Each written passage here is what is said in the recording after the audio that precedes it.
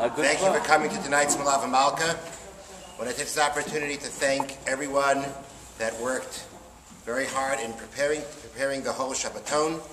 Thank you very much for your dedication to the shul.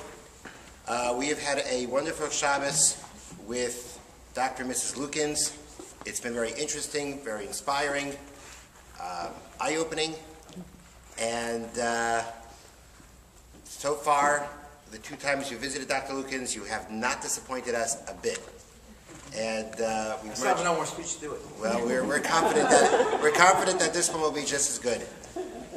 It's my great pleasure to introduce Dr. David Luchins.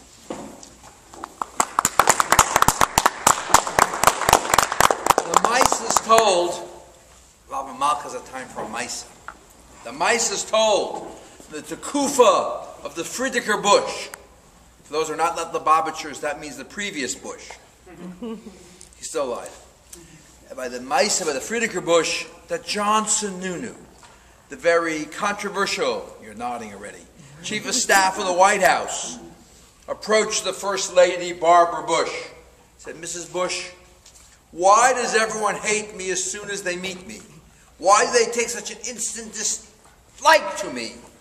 And St. Babs thought for a minute and she said, well, John, it saves a lot of time that way. So, I was in Malden in 1965 for an NCSY Shabbaton. I remember nothing except the fact that Rabbi Weinberg was rabbi and we were building a new shul.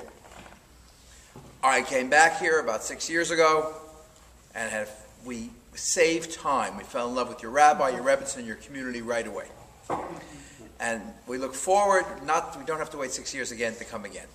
It's a wonderful community. You should be very proud of it. I was on the phone with the president of the Orthodox Union, a Boston boy named Steve Cates, telling him about some of the exciting things your shul is doing that I think other OU shuls could duplicate.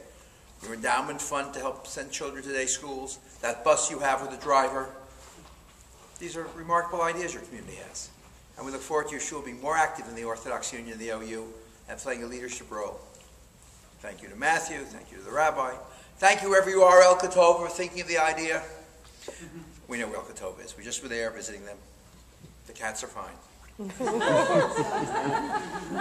Our topic tonight is the news from Egypt. What to make of it. So I'll start with another Misa. Senator Moynihan, who I worked for 20 years, had the privilege of being the only man in American history to work for 4 presidents of the United States in a row on the cabinet or sub-cabinet level. He was an ambassador to India, ambassador to the United Nations, and he went to the UN. But he was National Domestic Affairs Advisor for Richard Nixon when Nixon went to China. When Nixon came back, Pat Moynihan said, what did you learn in China? He said, I learned many things. Tell me something memorable. Well, Nixon said, the first time I met with Zhou Enlai, Mao Zedong, I spoke last week in 16 seminaries in Israel. In 16 seminaries in Israel, I asked the girls, who was Zhou Enlai? In 16 seminaries, nobody had heard of Zhou Enlai. Oh well. The man who was the brains behind the communist revolution in China. And I said to them, gentlemen, when did you become communists? The kind that Richard Nixon would ask them. And Mao said, well, we were in high school, we were in school together in France in the early 1920s. Oh, said Nixon, that's how Ho Chi Minh became a communist also. What was it? Do you think the French Revolution played a special role in setting the stage for the anti-colonial struggle of the 20th century? Zhou Enlai thought for a minute and said, it's much too soon to tell. It was only 180 years later. So if you think I can tell you the full meaning of what's going on today in the Middle East, believe me, Zhou Enlai was smarter than me. And I'll give you an example of that. I mentioned this morning about how the Kohen Gadol had to wear a avnet, a belt that had shatnez in it when he went to the Kodesh Kodashim, teach him humility, to remind him we don't know all the answers. I did a Google search 2 weeks ago before I went to Israel. I couldn't find a single political analyst, a single political writer, a single expert on the Middle East who predicted Egypt 2 months ago. The Jerusalem Report had a panel discussion. One of the evangelists had been 2 months behind in my magazines as I finally read it on the plane flying back. He had a panel report on Egypt after Mubarak. Every scenario except what happened. So that should be humbling to us. So then why in the world am I talking to you? Well, first of all, I'm talking to you because I can provide you with some models as a political scientist. But first let me say a word or two about how as an Orthodox Jew I look upon this. You know, I'm not a rabbi, but by now you've probably figured out as long as rabbis talk politics, present company excluded, from the pulpit regularly, I hope, I'll get even by saying a Torah now and then. Experience has shown I do much less damage to the world of Torah and homiletics than some rabbis do to the world of politics. So with that in mind, I can think of some names. With that in mind, let me tell you a Dvar Torah from my Rebbe Rav Aaron Soloveitchik. Medrash Tanchuma. Do I have to translate? The Medrash Tanchuma tells us the following. It's that dark moment in the story of the patriarchs. Joseph has been sold into slavery. Jacob is bereft of his beloved son. He has no Ruach HaKodesh, or else he would know where Jacob is. There's a famine in the land. The children of Esau, the children of Yishmael are convinced the Jews have all the food. Things are not going well. And the Torah tells us, V'yar Yaakov she'eshever b'Mitzrayim. And Yaakov saw there was sustenance in Egypt. Vayomer Yaakov al banav, and Jacob said to his sons, Hine shamati ki yeshever Mitzrayim. I hear there's sustenance in Egypt. Asks the Medrash Tanchuma, Pela Pelayim, wonders of wonders. Hine b'nei Yaakov mi'askenei hador hayu. The sons of Jacob were communal activists. They were the presidents, vice presidents, and only members of the Council of Presidents of Jewish organizations of Judea and Samaria. Hayaholech b'shuk b'kol yom v'yom. They were out there in the marketplace every day. V'lo yada shuma b'Mitzrayim. And had no idea what's going on in Egypt. That Yaakov Avinu ishtam yoshev ohalim. Father Jacob, a simple man, sat in his tent of learning. Yoshev v'doiresh. He sat and he learned. He didn't have an art scroll. He didn't have a chumash. It hadn't been given yet at Mount Sinai. On the level we don't understand, Yaakov Avinu learned Torah. And he saw a blurry image. There's something going on in Egypt. That was then. Rav Mordechai Kamenetsky, the grandson of Yaakov Kamenetsky, says that when they woke his grandfather up on the third morning of the 6-day war, they said, Zaidi, Zaidi, the Israeli army has captured Har HaBayis. Rav Yaakov's first words were, the Yidden in Russia will wake up now. And I heard from Rabbi Chodakov that when the Lubavitcher Rebbe was awakened, on the same time, the same morning, probably about 2 hours later for Shacharis, he told the same news. The Lubavitcher Rebbe said the Yidden in Russia will do tshuva. V'kachava. I heard from Sharansky personally. I heard from Elio Assis personally. That the thing that triggered the revival of the Soviet Jewry was the Israeli victory in the 6-day war. Vayar Yaakov ki yeshev b'Mitzrayim. A gadol sometimes can see that. So what role does a political scientist have? It's humbling. But when Hubert Humphrey sent me to Rabbi Joseph Soloveitchik to ask him about Soviet Jewry, the Rav asked me numerous questions. I said, I want to know what the Rebbe thinks. He said, I don't know what to think until I know what you know. So the Chasna last year, Shmuel Kamenetsky, who, if he's not Gadol Ador, he's Migdol Hador of American Jewry. I think he's certainly the single person who's most merutza, most acceptable to the widest spectrum of the Orthodox Jewish community today in America. It's a safe statement. I hope it's a safe statement. I said this in one community, which is the one town in the United States he didn't like Rav Shmuel Kamenetsky. I found it out very fast.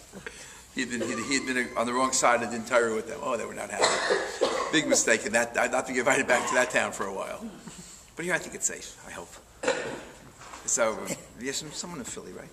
I learned that myself. Oh, yeah, fine, it's safe. Okay, good. Okay, he didn't throw you out or anything. Okay, thank God. So Shmuel Kamenetsky came up to me at a chasana. He started peppering me with questions about Iran. I said, we live on the breath of the Rosh Hashiva? He says, yes. But people ask me medical questions, I speak to a doctor first to get opinions. So what can we do? What can we offer? What I can offer you is models. You know, to play out a marshal of a Shimshur of Hirsch. If we plate that, oh, you'd like this, Matthew. If we plate that wall with gold, we write on it in rubies, 2 and 2 is 5. Pretty, beautiful, expensive. And it's sheker. It's a lie. Put a stick in the mud. Right there on the floor, big letters, 2 and, you'd like this, 2 and 2 is 4. That's the truth, and that's a lie. But if you didn't know the numbers, you wouldn't know which is which, would you? And you're certainly more attracted to the lie. And today, most of us get our facts from the blogs, from the internet, from talk radio. What's glitzy, what's fancy, and a lot of it is 2 and 2 is 93 and 95. Some of the models are totally off.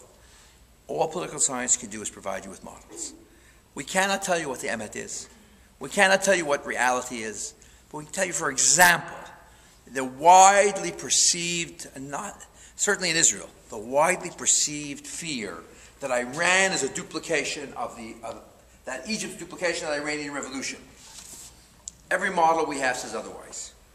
Again, things don't always run according to models, but they're the odds of something happening, and we'll get to that in a couple of minutes, why it's so different. Let's start with the following. Let's start with what we know, threshold level we know about Egypt in the last month. Welcome to the Facebook revolution. Welcome to the Twitter revolution. On July 26th of last year, remember that date, an anonymous Facebook page is posted in Egypt in memory of a man who had been tortured to death by the Egyptian security police. And this page calls for revolution in Egypt and starts, pardon the dry eyes, airplane flights to Israel and back will do that, and calls for revolution. At first, people are very suspicious of this Facebook page. They're afraid that the secret police themselves had planted it themselves in order to ferret out who's in the revolution. But it starts growing. Then a similar social network-driven revolt in Tunis removes the tyrant in only 3 weeks, and soon Egypt, tens of thousands, hundreds of thousands are answering the call. This was not a revolution of the have-nots. This was not the peasants seizing the palace. This was a revolution of the have-not-enoughs. Someone said it was the only revolution in human history where people took breaks out to go to the hairdresser. The have-nots, the 1/3 of Egyptians that don't have electricity, do not Twitter. The 25% that are illiterate are not on Facebook. Egypt has an enormous, underemployed, overeducated middle class. When Sadat was assassinated in 1981, there were 40 million Egyptians. Today there are 80 million Egyptians. The average Egyptian is under 25 years old. Sadat provided, Mubarak after him, free education, through college in many cases, but there was no employment. Many Egyptians went overseas to get jobs. Good education and good schools, and no jobs afterwards. New York Times had a heartbreaking piece a few months ago of a group of Egyptians whose job is they collect dog and camel droppings to use for fertilizer. That we ate already. And they interviewed him. This guy's a law degree, this guy's an electrical engineering degree, this guy is an accountant. This is the only parnassa they could get. They earn enough to be part with the government subsidies for food. The government subsidies, they are part of this large underemployed middle class. These are the people. But let's understand, Iran was an Islamic revolution. The Shah of Iran and his father before him invented the myth they were the heirs of 3,000 years of Persian glory. They created we're Persians first. And the Ayatollah Khomeini dialed back the Shiite Muslim pride. Remember, there are about 1.3 billion Muslims in the world. About 1.1 billion are Sunni Muslims. About 150 million are Shiite Muslims. Shiite Muslims are found in the Shiite triangle. About, today, over half of Lebanon. About a quarter of Syria. 60% of Iraq. 90-something% of Iran. A third of Afghanistan. A quarter of Pakistan. The Shiite triangle. Iran is the epicenter of the Shiite world. And Ayatollah Khomeini declared we're Muslims.